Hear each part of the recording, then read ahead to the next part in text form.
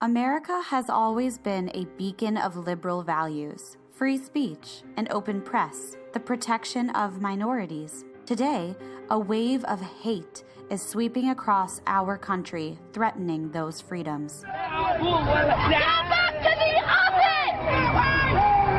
You need a big office! That's what you need! Radical organizations are leading a propaganda campaign to demonize the Jewish people and destroy the only free country in the Middle East.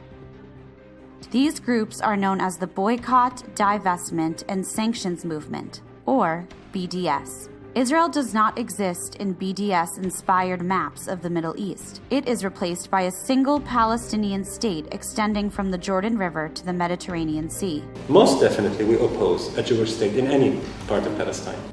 A propaganda campaign of lies, hatred, and anti-Semitism sucks in more Americans every day. In recent years, the infiltration has reached our college campuses. More than 30 student governments have passed anti-Israel divestment resolutions. Dozens of boycotts by academic institutions. Artists boycott of Israel. Even some churches have voted to divest from Israel. Many ask, isn't this just an issue for the Jews? Why should Americans be concerned about a tiny country thousands of miles away? History shows that what begins with the Jews often doesn't end with the Jews. Boycotts and economic restrictions against Jews have been very common throughout history. Arab boycotts of Jewish interests started as early as 1922, 26 years before the establishment of Israel. Stricter boycotts followed in 1933, 1934, and 1936. When the Arab League was founded in 1945, they instituted an official boycott of Jewish businesses. And after Israel was created, Jewish communities in Arab lands were systematically persecuted. Their businesses were boycotted. Their property was confiscated. Jews were kicked out of schools and professions. Within just a few years, more than 700,000 Jews in Arab countries were expelled from their homes. Today, very few remain. Following the mass exodus of Jews of Arab lands, Christians, Baha'is, Yazidis, and other minorities have been next in line for persecution. Turmoil has erupted throughout the region. Hundreds of thousands have been killed. Ancient populations have been removed from their homes. Under the guise of radical Islam, intolerance has swept across the Middle East, oppressing women, gays, minorities, and anyone who dares to dissent. The Jewish people have come to learn that when they are targeted with economic sanctions, more dangerous times are on the horizon, and the consequences always extend beyond their community. The same groups targeting Israel today also hate America, Democrats and Republicans alike. They threaten the values and freedoms at the heart of our very way of life. Hatem Bazian, the founder of Students for Justice in Palestine, one of the largest BDS groups in the country, has already called for a violent uprising in the United States. And it's about time that we have an intifada in this country that changes fundamentally the political dynamics in here. Like many other BDS leaders, Bazian has been connected to a range of organizations affiliated with radical Islamist terrorist groups.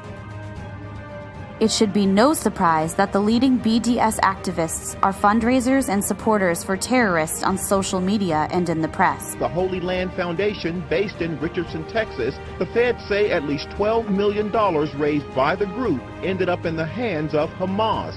The top listed signatory on the BDS's founding document in July of 2005 is the Council for National and Islamic Forces in Palestine. This council includes representatives of terrorist organizations such as Fatah, Hamas, and Palestinian Islamic Jihad. The charter of these terrorist organizations calls for the genocide of Jews.